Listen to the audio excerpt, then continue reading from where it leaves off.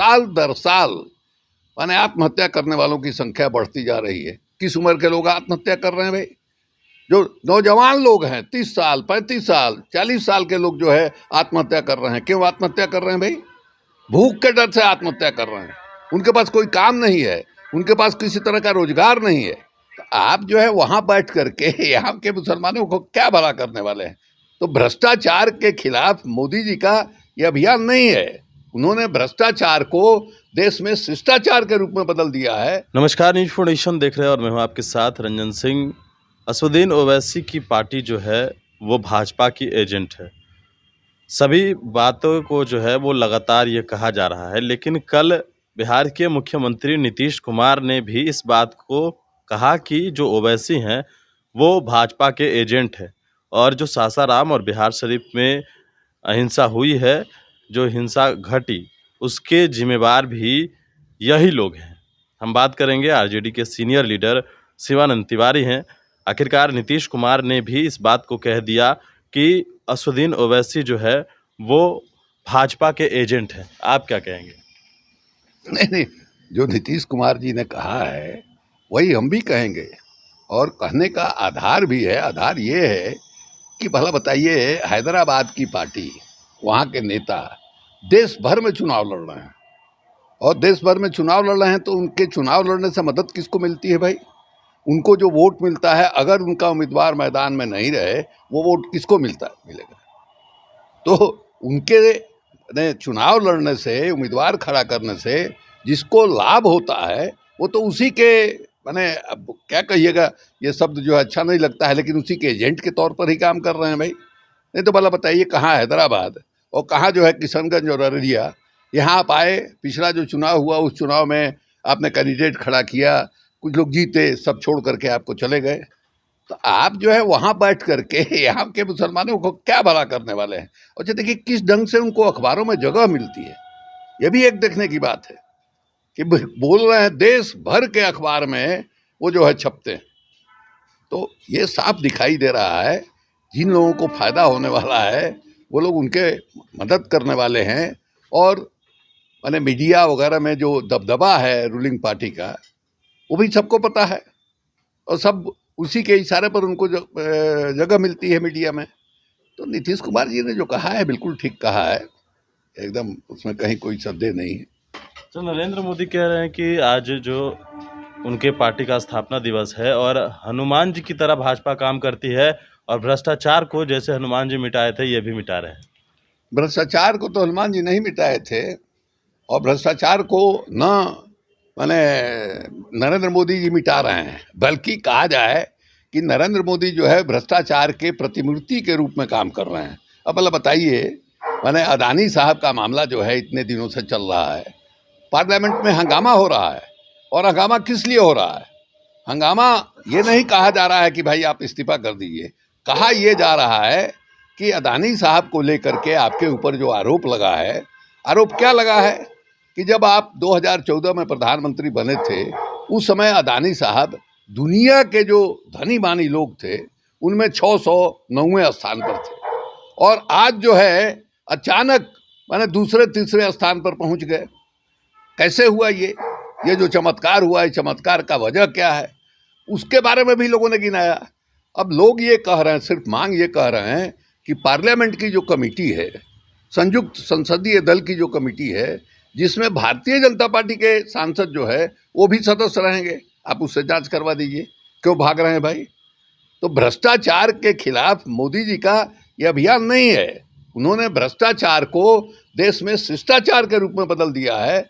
और इतनी गैर बराबरी, माने दुनिया में कई देशों में गैर बराबरी है, लेकिन हमारे मुल्क में जो गैर बराबरी है, एक तरफ धनी लोग और दूसरे तरफ जो है माने गरीब लोग, गरीब आत्महत्या कर रहे हैं। और ये बात कोई हम नहीं कह रहे हैं, नित्यानंद राय जी ने पार्लियामेंट में जवाब दिया। आपका जो नेशनल क्राइम रिकॉर्ड ब्यूरो है, गृह मंत्रालय जिसको तैयार करता है, उसका आंकड़ा बता रहा है कि साल दर साल माने आत्महत्या करने वालों की संख्या बढ़ती जा रही है। किस उम्र के लोग आत्महत्या कर रहे हैं भाई? जो नौजवान लोग हैं, 30 साल, 35 साल, 40 साल के लोग जो है आत्महत्या कर रहे हैं। क्यों आत्महत्या कर रहे हैं भाई? भूख के डर से आत्महत्या कर रहे हैं। उनके पास कोई काम नहीं है, उनके पास किसी तरह का रोजगार नहीं है, और इसलिए वो आत्महत्या कर रहे हैं। और सिर्फ वही नहीं, परिवार जो है आत्महत्या कर रहा है। तरह की हुई हैं, देश भर में अनेकों जगह हो रही हैं। कोरोना काल में लोगों ने जो माने लोन लिया, कर्जा लिया, वो कर्जा जो है वो चुका पाने की स्थिति में नहीं है, और जो कर्जदार है वो घर पर चढ़ करके उनको बेइज्जत कर रहा है। उससे बचने के लिए, इज्जत बचाने के लिए वो जो है परिवार के साथ लोग आत्महत्या कर रहे हैं। ये हालत है देश की, ये हालत है। और चारों तरफ आप घृणा नफरत फैला रहे हैं भाई। ये क्या है?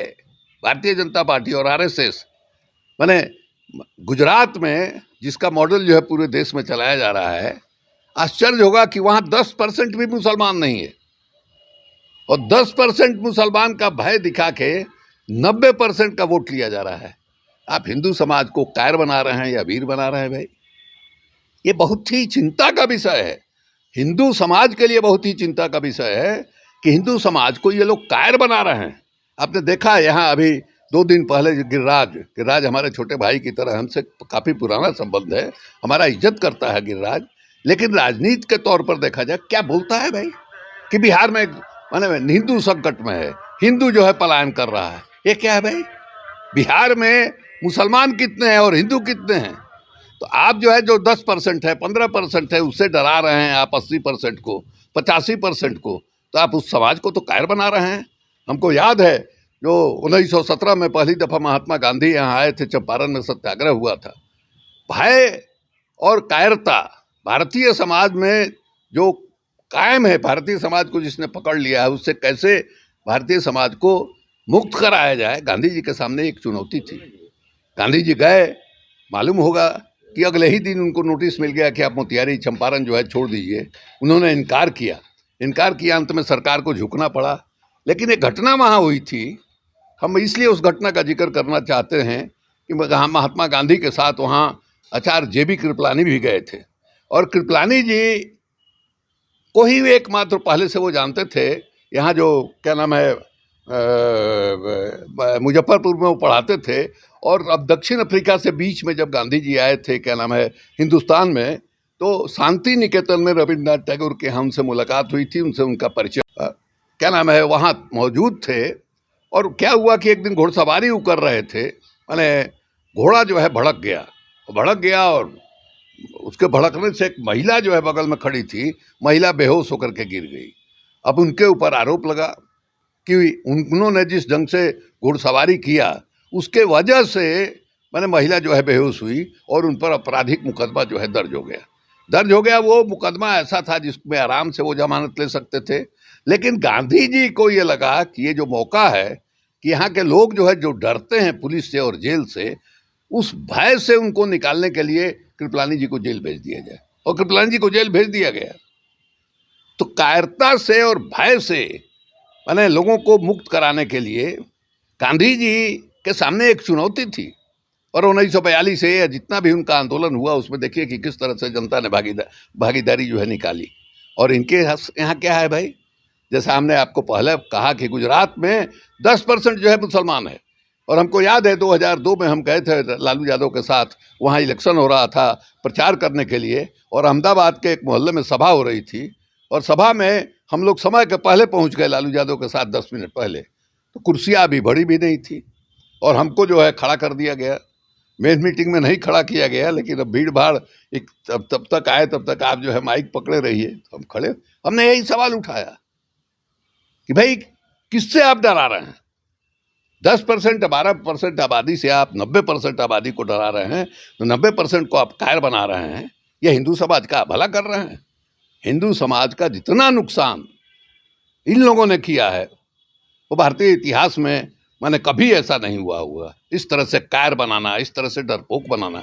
80% आबादी है, 80% अपने आचरण से बाकी 20% को प्रभावित कर सकता है।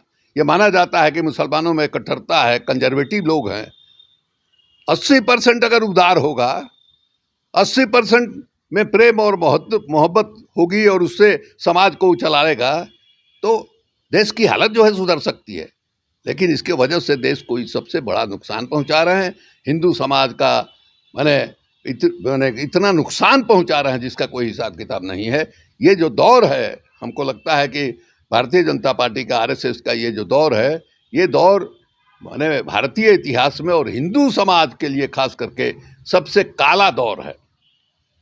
चलिए बिल्कुल। तो हमारे साथ थे आरजेडी के senior leader Shivanand Tiwari nation के साथ। नमस्कार।